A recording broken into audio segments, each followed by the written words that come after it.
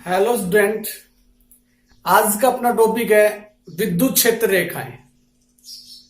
विद्युत क्षेत्र रेखाएं क्या होती है इसका अध्ययन करेंगे, क्योंकि हमने पढ़ा कि आवेश बल लगाते हैं तो किसी दिशा में लगाएंगे। उस बल का मान जितना होगा वो विद्युत क्षेत्र की तीव्रता है, विद्युत क्षेत्र को दर्शाता है। इसलिए यहां पर अब हम अध्ययन करेंगे विद्युत क्षेत्र रेखा।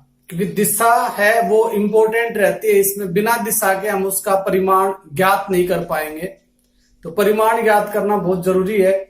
इसलिए विद्युत क्षेत्र रेखाओं का अध्ययन करेंगे। विद्युत क्षेत्र रेखाएं होती क्या है।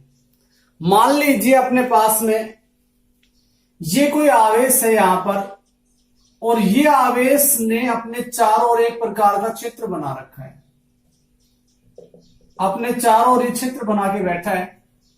अब जैसे मैं किसी अदर आवेश को यहां एंट्री देता हूं, क्यू नोट आवेश को क्यू आवेश के विद्युत क्षेत्र में एंट्री देता हूं, तो ये क्या करेगा, ये इस पर बल लगाएगा। अब हमें पता है यदि कोई वस्तु रुकी हुई है और अचानक से उसको धक्का मार दिया जाए तो सीधी रेखा में तो जाएगी नहीं, तो वो क्या करेगी, सरल रेखा में न चलकर दाएं बाएं इधर उधर गति करेगी।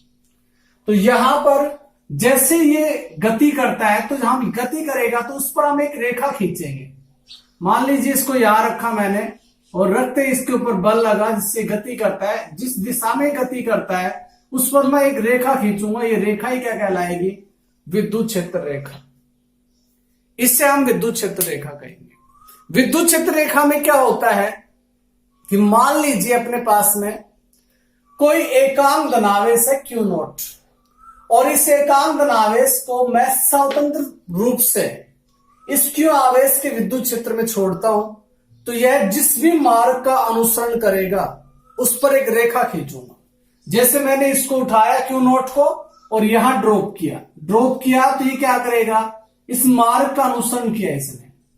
जैसे इस मार्ग का अनुसरण करेगा तो इस पर हम एक रेखा खींचेंगे, जैसे ये खींच दी या ये खींच दी, स्पर्श रेखा जो भी खींचेंगे वो ही क्या कहलाएगी, विद्युत क्षेत्र रेखा कहलाएगी। तो विद्युत क्षेत्र रेखा की परिभाषा क्या होगी, कोई भी अपने पास में कोई भी आवेश है उसके विद्युत क्षेत्र में किसी एकांक धनावेश को स्वतंत्र पूर्वक छोड़ने पर वह जिस भी मार्ग का अनुसरण करता है उस पर खींची गई रेखा विद्युत क्षेत्र रेखा कहलाती है। तो ये इसकी परिभाषा हो जाएगी कि विद्युत क्षेत्र रेखा क्या होती है। तो किसी आवेश के विद्युत क्षेत्र में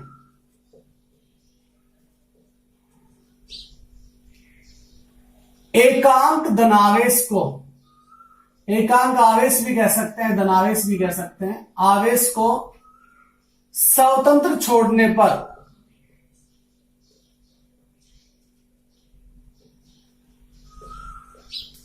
उस पर खींची गई रेखा विद्युत क्षेत्र रेखा कहलाती है। रेखा कहलाती है, ये इसकी डेफिनेशन है। किसी आवेश के विद्युत क्षेत्र में एकांक धनावेश को स्वतंत्र छोड़ने पर उस पर खींची गई रेखा क्या कहलाएगी, विद्युत क्षेत्र रेखा कहलाती है। अब इसके बाद में हम अगला जो टॉपिक पढ़ेंगे वो पढ़ेंगे विद्युत क्षेत्र रेखाओं के गुण धर्म क्या क्या हैं, ये क्या क्या गुण लेकर विद्युत क्षेत्र रेखाएं आती हैं, ताकि हमें विद्युत क्षेत्र का अध्ययन करने में कोई प्रॉब्लम ना हो। तो आगे नेक्स्ट टॉपिक है विद्युत क्षेत्र रेखाओं, नेक्स्ट टॉपिक है विद्युत क्षेत्र रेखाओं के गुण धर्म। तो विद्युत क्षेत्र रेखाएं क्या क्या गुण धर्म रखती हैं, तो पहला पॉइंट ये है अपने पास, फर्स्ट पॉइंट, कि विद्युत क्षेत्र रेखा जो होती है, विद्युत क्षेत्र रेखाएं ये धनावेश से चलती हैं और ऋण आवेश पर समाप्त हो जाती है। कहां से कहां चलती हैं, धनावेश से प्रारंभ होती हैं और ऋण आवेश पर समाप्त हो जाती है। तो ये पहला इसका गुणधर्म हो गया कि जैसे मान लो प्लस आवेश है, इससे चलेंगे, ऋण आवेश पर खत्म हो गई, फिर प्लस आवेश से चलेंगे, ऋण आवेश पर समाप्त हो जाएंगी। मतलब धनावेश से चलेंगी और ऋण आवेश पर क्या हो जाएंगी, समाप्त हो जाएंगे विद्युत क्षेत्र रेखाएं। इसके बाद में जो विद्युत क्षेत्र रेखाएं हैं, सेकंड पॉइंट, विद्युत क्षेत्र रेखाएं हैं, क्षेत्र रेखाएं कभी टूटती नहीं है, कभी नहीं टूटेंगे। कैसे नहीं टूटेंगे, देखिए जैसे मान लो धनावेश है, इससे बाहर की ओर ऐसे जा रही है, तो ऐसे नहीं होगा, ये ऐसे बीच में गैप नहीं आएगा, इनके बीच में गैप आ जाए ऐसे, तो ये टूटती नहीं है। टूटती नहीं है तो हम कहते हैं ये सतत वक्र बनाती है। कैसा वक्र बनाती है? सतत वक्र बनाती है। विद्युत क्षेत्र रेखाएं कैसा वक्र बनाती है? सतत वक्र बनाएंगे, टूटेंगे नहीं बीच में। फिर देख लीजिए नेगेटिव आवेश है, मान लो इसके अंदर की ओर होंगे, तो ऐसा नहीं बीच में ऐसे टूट जाए, इस तरह से नहीं हो सकता है। ये कंटिन्यू चलेंगी, लगातार ऐसे लगातार ही चलेंगी, मतलब सतत वक्र बनाएंगी, टूटेंगे नहीं, बीच में जंपिंग नहीं करेंगे। इसके बाद में तीसरा पॉइंट है, विद्युत क्षेत्र रेखाओं का जो मान है, परिमाण, वो आवेश पर निर्भर करेगा। परिमाण आवेश पर निर्भर करता है, आवेश पर निर्भर करेगा। आवेश पर कैसे करेगा? मान लीजिए मेरे पास 1 कूलाम आवेश है, तो इससे विद्युत क्षेत्र रेखाएं कम मात्रा में जाएंगी। मान लीजिए मेरे पास 2 कूलाम आवेश है, इससे विद्युत क्षेत्र रेखाएं ज्यादा मात्रा में जाएंगी। मान लीजिए मेरे पास 3 कूलाम आवेश है, इससे और ज्यादा विद्युत क्षेत्र रेखाएं जाएंगी। मान लीजिए मेरे पास 4 कूलाम आवेश है, तो इससे और ज्यादा विद्युत क्षेत्र रेखाएं यहां से बाहर निकलेंगी। इसलिए कहने का अर्थ है कि आवेश का जितना परिमाण होगा उतनी मात्रा में ज्यादा विद्युत क्षेत्र रेखाएं गुजरेंगे। इसके बाद में अगला पॉइंट है अपने पास नंबर 4। इस पॉइंट में क्या है कि आवेश के नजदीक, आवेश के समीप इनकी प्रबलता अधिक होती है। प्रबलता अधिक होगी आवेश के समीप, और आवेश से दूर जाओगे तो आवेश से दूर इनकी प्रबलता कम हो। कैसे? मान लीजिए अपने पास आवेश है, तो इसके समीप इनकी संख्या ज्यादा मात्रा में पाई जाएगी, समीप इनकी संख्या ज्यादा मात्रा में पाई जाएगी। और जैसे जैसे इससे दूर जाओगे, तो ये दूर जाओगे तो इनकी ऐसे फैल जाती है, तो ये फैल रही है, तो देखो यहां इसका घनत्व ज्यादा मात्रा में मिलेगा, जैसे दूर जाओगे तो घनत्व, मान लो मैं इस पोर्शन को लेता हूं और इतनी मात्रा में ये पोर्शन है, तो यहां पर तो 1 2 3 4 5 6 7 है, और जब मैंने इस पोर्शन को लिया तो यहां पर एक भी नहीं गुजरी है, तो इसलिए यहां पर इसकी प्रबलता है कम और यहां इसकी प्रबलता क्या है? ज्यादा है। इसलिए हम कह सकते हैं जैसे जैसे आवेश के नजदीक जाओगे विद्युत क्षेत्र रेखाएं ज्यादा प्रबलता से मिलेंगी, मतलब अधिक संख्या में मिलेंगी। आवेश के नजदीक जाने से अधिक संख्या में मिलेंगे, आवेश के दूर जाओगे तो इनकी संख्या का मतलब क्या हो जाएगा? कम हो जाएगा। ये है अगला अपना पास। अगला पॉइंट है नंबर 5 कि ये रेखाएं कभी प्रतिच्छेद नहीं करती हैं। ये रेखाएं कभी प्रतिच्छेद नहीं करेंगी, प्रतिच्छेद नहीं करती हैं। कैसे? जैसे मान लो विद्युत क्षेत्र रेखा एक ये जा रही है, एक ये आ रही है, तो ये दोनों कभी एक दूसरे को काटेंगी नहीं, कभी भी प्रतिच्छेद नहीं करेंगी। यदि मान लो, ये इंपॉर्टेंट क्वेश्चन है कि विद्युत क्षेत्र रेखाएं एक दूसरे को प्रतिच्छेद क्यों नहीं करती हैं? क्योंकि यदि विद्युत क्षेत्र रेखाएं एक दूसरे को प्रतिच्छेद करती हैं तो वहां विद्युत क्षेत्र के 2 मान होंगे, जो कि असंभव है। एक जगह 2 वैल्यू किसी भी भौतिक राशि की संभव नहीं है, इसलिए ये संभव नहीं है कि ये कभी प्रतिच्छेद करेंगी, कभी भी ये प्रतिच्छेद नहीं करेंगी। अपने आप ही ये प्रतिकर्षण और आकर्षण बल लगाना प्रारंभ करेंगे। अगला पॉइंट अपने पास में कि विद्युत क्षेत्र रेखाएं बंद लूप नहीं बनाती हैं। बंद लूप कैसे? मान लीजिए मान लो धनावेश है, ये ऋणावेश है, तो विद्युत क्षेत्र रेखाएं मैंने बताया धनावेश से ऋणावेश की ओर चलती हैं। तो ये चलेंगे ऐसे धनावेश से ऋणावेश की ओर। लेकिन ऐसा नहीं हो सकता कि ऋणावेश से धनावेश की ओर आ जाए, ये संभव नहीं है। इसलिए ये खुला वक्र बनाएंगी, बंद वक्र नहीं बनाएंगी। खुला वक्र बनाती हैं, बंद वक्र नहीं बनाती हैं। तो ये यहां से आ नहीं जाएंगी, सदैव कहां से कहां जाएंगी, धनावेश से चलेंगे ऋणावेश पर समाप्त हो जाएंगी। समाप्त हो गई तो वहां वक्र नहीं बनेगा। वक्र कब बनता है, जब मान लो कोई पॉइंट ए से बी की ओर जाता है, फिर बी से ए की ओर आता है, तो ये वक्र बनता है, अदरवाइज वक्र नहीं बनता है। तो यहां पर ये वक्र नहीं बनाती है, केवल धनावेश से चलेंगे, ऋणावेश पर समाप्त हो जाएंगे। तो विद्युत क्षेत्र रेखाएं कभी भी बंद वक्र नहीं बनाती है, सदैव कैसा वक्र बनाती है, खुला वक्र बनाती है। और ये वक्र है ना, ये या तो बाहर की ओर रहेगा या अंदर की ओर रहेगा। इसकी डायरेक्शन भी फिक्स है, या तो ये बाहर की ओर रहता है या फिर कहां रहता है, अंदर की ओर ही रहता है। आगे है अपने पास अगला पॉइंट कि विद्युत क्षेत्र रेखाएं लंबाई के अनुदिश, लंबाई के अनुदिश सिकुड़ने व फैलने की प्रवृत्ति रखती है। मतलब जैसे जैसे लंबाई बढ़ेगी, या तो ये सिकुड़ जाएंगी या ये फैल जाएंगी, दो में से एक काम करेगी। कैसे, देखिए, मान लीजिए धनावेश है, एक ऋणावेश है। इसकी विद्युत क्षेत्र रेखाएं ऐसे हैं, ऐसे इसकी विद्युत क्षेत्र रेखाएं हैं। अब मान लो ऋणावेश को मैं इसके नजदीक लेकर आता हूं, तो धनावेश ऋणावेश पर बल लगाएगा, बल लगाएगा तो ये जो रेखा ऐसे जा रही है ना आगे ऊपर की ओर, तो ये ऊपर की ओर ना जाकर क्या करेगी, मुड़ेगी और ये यहां आ जाएगी। इसका मतलब जैसे इसकी लंबाई आगे बढ़ी तो ये क्या होगी, सिकुड़ गई। सिकुड़ गई तो आकर्षण बल लग गया। ये मान लो रेखा ऐसे जा रही है, ऐसे जानी चाहिए, लेकिन ऋणावेश आते क्या होगा, ये ऐसे ना जाकर क्या करेगी, ऐसे इसमें मिलेगी। तो ये क्या कर रही है, सिकुड़ रही है, एक जगह इकट्ठी हो रही है। तो इसलिए मैं यहां पर कह सकता हूं कि लंबाई के अंदर सिकुड़ने की प्रवृत्ति रखती है। सिकुड़ेंगी तो आकर्षण बल लगेगा। यदि सिकुड़ जाती है तो कौन सा बल लगेगा, आकर्षण बल लगेगा। अब मान लो फैल जाती है तो प्रतिकर्षण बल लगेगा, वो भी देख लेते हैं हम। मान लो ये धनावेश है, ये भी क्या है, धनावेश है, और इसकी विद्युत क्षेत्र रेखाएं मान लो ऐसे हैं, ये यहां पर है, ऐसे यहां पर है। जैसे धनावेश ये आएगा तो हमें पता है प्रतिच्छेद तो करेंगे नहीं। अब क्या होगा, सहजातीय आवेश लोगे तो ये रेखाएं ऐसे फैलेंगी, वापस इस तरह से मुड़ जाएंगी। ये वाली सीधी जानी चाहिए लेकिन ये ऐसे मुड़ जाएगी, ये वाली जानी चाहिए लेकिन ये ऐसे मुड़ेगी, ये वाली जानी चाहिए ये भी ऐसे मुड़ेगी।